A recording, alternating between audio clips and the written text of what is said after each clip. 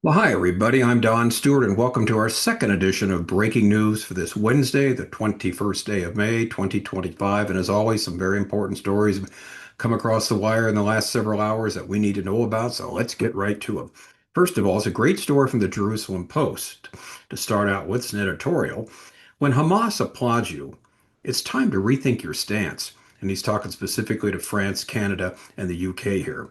Again, great story, a great editorial. Now, along this line, here's a problem. Number two, Israel could see billions in losses if the EU, the European Union, blocks a trade deal, an economist warned. This is from the Times of Israel, and it wants to piggyback on some of the sanctions these previous three countries have mentioned of placing on Israel if they don't toe the line, start to allow a Palestinian state to be put together and ceasefire in Gaza. So we got that story also. The two tough ones for Israel, as we've talked about this first one over and over again. All right, headline number three, Netanyahu says implementation of Trump's Gaza relocation plan is a condition for ending the war. This is from the Times of Israel. And what he's saying, they've got to get out of there. In other words, we want Gaza without this 2.1 million peoples that have caused all these problems. So we'll see. That is his claim. Headline number four, this is also from the Jerusalem Post. Israel's planning on annexing the land in Gaza if the hostages aren't returned. In other words, what they're doing, they're taking swaths of land here and there. And when they do it, they're making it now Israeli territory, and they're just going to box Hamas in where there's really no place for them to go. And finally, this is the laugh of the day. We're not making this up. The UN AIDS chief. He had to retract his statement. He's the aid chief. And he made his claim that 14,000 Gazan babies will die in 48 hours without aid. 48 hours, 14,000 are going to die. Well, he had to retract that. He's basically the laughing stock of the entire world right now. We'll explain what happened. All right, let's get to the stories. Number one, from the Jerusalem Post, a great editorial. When Hamas applauds you, it's time to rethink your stance.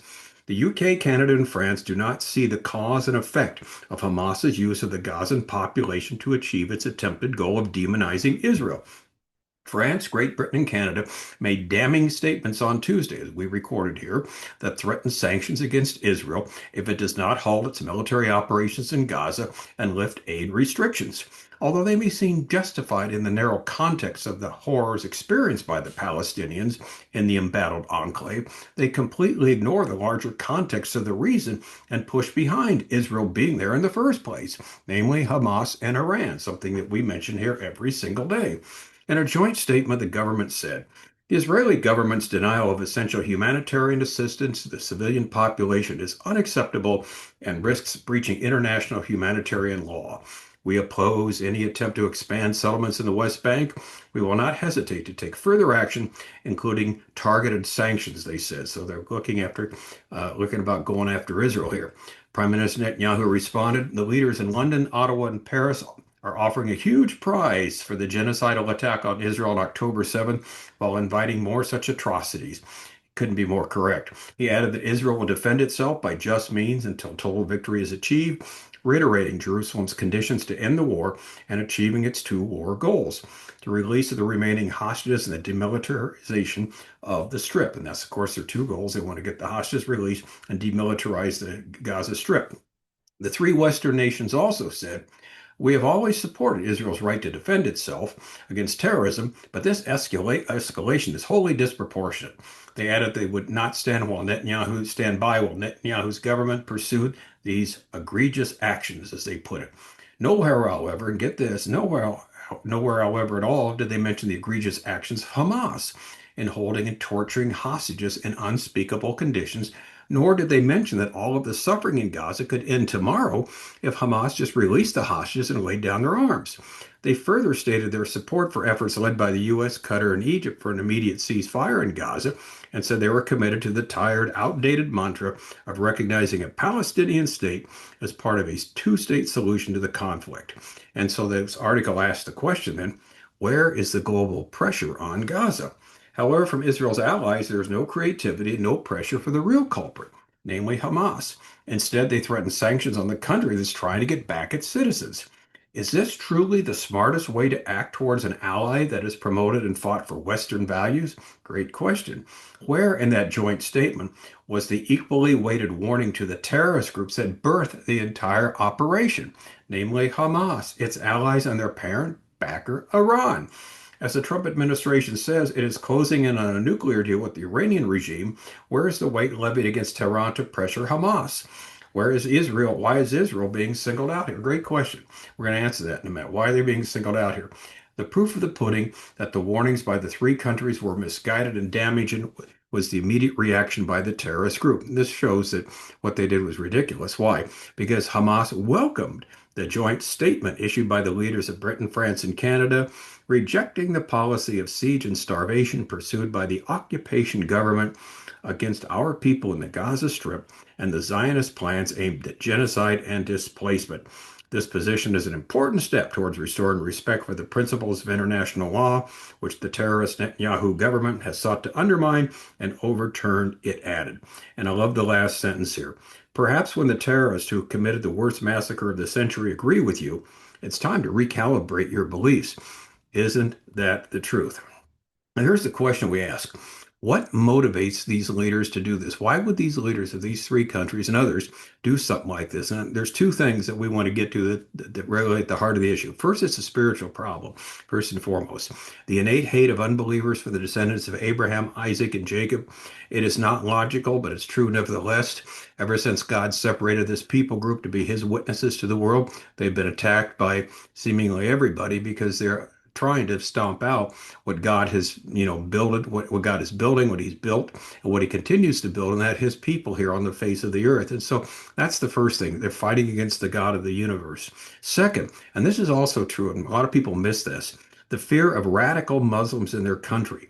The UK, Canada, and France have this problem, and it'll only get worse. Abandoning Israel seems like a partial solution, while supporting Israel would add much more trouble to their problems. Now, we always want to make it clear when we talk about Muslims, we talk about radical Muslims. Most Muslims are not radical. They're good people. They're peaceful people. It's the radical ones that are the problem. And they scare people because they threaten and they come through with their threats because they believe these threats are legitimate as, with respect to the teachings of the Quran, of Muhammad, and, Islam since the 7th century. And so this is one of the reasons why they do what they do. And this causes fear in the leaders of these countries that have a huge Muslim population, and a lot of it, not all of it, I would say a good part of it, it has been radicalized, sadly, and that's problematic. So they want to end that, and they do it by speaking out against Israel. They think that'll help, which of course it won't, because they hate you just as much as they hate Israel, because they believe that their way is the only way. Now, the anti-Semitism, though, doesn't stop with these three countries as we get to our next story, headline number two. Israel could see billions in losses if the EU blocks a trade deal. This is from an economist who warns this according to Ynet. Professor David Ben-David says once sanctions begin, there is no way to know how far they would reach or how long they would continue, impacting Israel's ability to remain part of the Western world agreements. Professor Ben-David, a leading economist from Tel Aviv University, said on Wednesday that because the day before, on Tuesday, the EU began discussing the possibility of suspending agreements over the war in Gaza. In other words, they're following suit with the threats we just saw from France, the UK, and Canada. All right, this will impact, he says, on so many levels, he told Ynet in an interview. Countries cannot fulfill their needs by themselves, and it's especially true of a small country like Israel. Ben David pointed out that the EU is Israel's largest trading partner. If they begin to impose restrictions, it will have considerable effect on our ability to obtain what we need and will limit our ability to sell to others. This will massively complicate things, he said, adding that Israel's living standard will drop. Hence, the EU is following the threats of the UK, Canada, and France, and by this, it's going to be much harder for Israelis to exist, to live, and to live in a decent way. But this is what these countries are trying to do. And what are they trying to do? They're trying to basically let Hamas survive and come back and do this another day. And they're blind to what's going on in Gaza, why there's a problem there. It's not Israelis' fault that they were attacked. They're responding to that.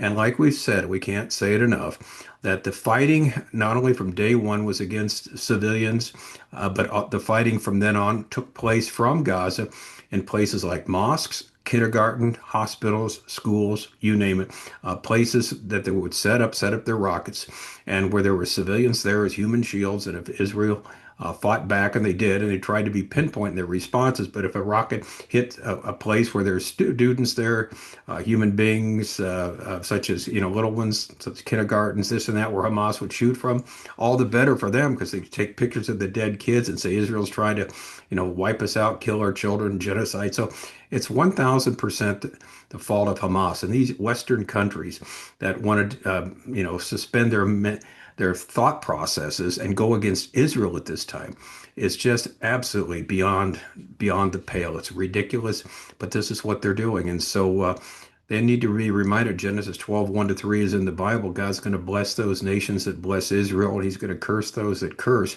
That's been true throughout history, and it's still true today. Now, number 3 goes along with this. Netanyahu says implementation of Trump's Gaza relocation plan is a condition for ending the war. From the Times of Israel. The fledgling Operation Gideon's Chariots, the expanded operation in Gaza, is meant to complete the work in Gaza, says Prime Minister Netanyahu. Our forces are landing powerful blows that will get stronger against Hamas strongholds that still exist in Gaza. Netanyahu says that the houses of residents in towns near Gaza's border are shaking, not because of Hamas missiles, but because of Israel's firepower. Our forces are taking more and more ground in order to clean them of terrorists and from Hamas's terror infrastructure, he said. Now, we'll see how all this is going to work out in the near future. It's a huge project, and certainly Gaza will not be livable for the foreseeable future. But can you move this entire population somewhere else? And of course, the question is, who will take them? No one wants to take it. Where will they go? That's the big question. But according to Netanyahu, this is part of the deal, getting them out of there. We don't want them on our doorstep.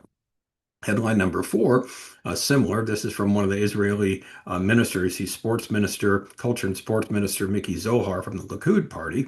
He said Israel's planning on annexing land in Gaza if the hostages are returned. He said Israel trusts U.S. President Trump and pledged that Trump will always continue to support Israel, which he has so far, as we've been emphasizing here, contrary to the fake news that's going on.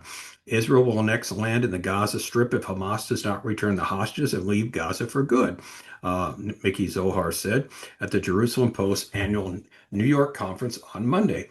He said that Israel trusts the U.S. president and gave assurances that Trump would always continue to support Israel. And then we have this. Now, this is something that he says, and I'm so glad he said this because we say it all the time, the threat of Iran and its proxies. We are partners, that is the U.S. and Israel. We have some disagreements. This is true. It's not possible for two countries to agree on everything. He says, here comes the but. But I know that Trump will always support Israel. That's what he's done so far, Zohar said. And here's the key. People in America sometimes forget that when Iran says it will first take care of the small Satan, Israel, and then it will go after the big Satan, the U.S., he said, adding to those the United States' interest to ensure that Israel maintains the upper hand in the fight against the Islamic Republic. And our comment is glad to see him reminding everyone of what we say here all the time. Iran wants to take care of, first and foremost, the little Satan, Israel, then the big Satan, the United States of America. This is their plan, according to Shia Islam, which they are part of, about worldwide domination of Islam by this destruction of Israel and the destruction of the United States of America. And that is why they're working on bombs. This is very simple. Why they have been doing this for the last 20 years. They made no secret about it. Now they're trying to say, well, we never said this sort of thing. But I'm so glad we've got him reminding everyone what we say here all the time. Now, the last one is the laugh of the day. This last story, I've saved the worst till last. The UN retracts its aid chief's claim that 14,000 Gazan babies will die in 48 hours without aid. We're not making this up. Some 14,000 Gazan babies could die within the next 48 hours unless aid reaches them, according to Tom Fletcher, the UN's Undersecretary General for Humanitarian Affairs and Emergency Relief Coordinator. There are 5 trucks just sitting on the other side of the border right now, he said Tuesday in an interview with the BBC. They have not reached the communities they need to reach. This is baby food, baby nutrition. There are 14,000 babies that will die in the next 48 hours unless we can reach them. When asked by the BBC how he came to this extraordinary figure, Fletcher said, we've got strong teams on the ground. They're at the medical centers, the schools, trying to assess the needs. The UN Office for the Coordination of Humanitarian Affairs told the BBC, "We are pointing to the imperative of getting supplies in to save an estimated 14,000 babies suffering from severe acute malnutrition in Gaza," said the IPC, the Integrated Food Security Phase Classification Partnership, who've warned about this. "We need to get the supplies in as soon as possible, ideally in the next 48 hours." Well, eventually they realized that this figure 14,000 was not covering a 48-hour period, but covering almost an entire year. There was a study that was done earlier and said unless these babies get nutrition, as many as 14,000 could die in an entire year, not in just 48 hours. Needless to say, they became the laughing stock. This man that said this mocked incessantly for this claim. For example, our favorite commentator on Jerusalem Post, Larry Goldstein. Larry wins the comment of the day again. He said, "Why would he limit himself to 14,000 babies in 48 hours? Why not 140,000 babies in 4.8 minutes? Surely this is a more impressive claim. This fellow Tom Fletcher needs to take lessons in UN dishonesty. He just doesn't get it." Larry, you did it again. Great comment, Larry Goldstein. And sadly, though, many people are going to believe this previous claim, never hear the truth. They're going to say 14,000 babies are at risk. They may all die in the next 48 hours if Israel doesn't come through with the aid. All right. Speaking of truth, the only certain truth about what is going on, as well as what will happen, comes from the Bible alone. We have documented from Scripture what it says about the future in a number of our books. First of all, 25 signs we're near the end, and also look up a timeline of 50 last days events. That's a part of our a book of 12 different books on Bible prophecy that we have under the heading of Bible prophecy on our website, Educating Our World. It's also, we have an app too, EOW with Don Stewart. It's in both app stores. It's all the materials there also. It's all free. Our website, Educating Our World.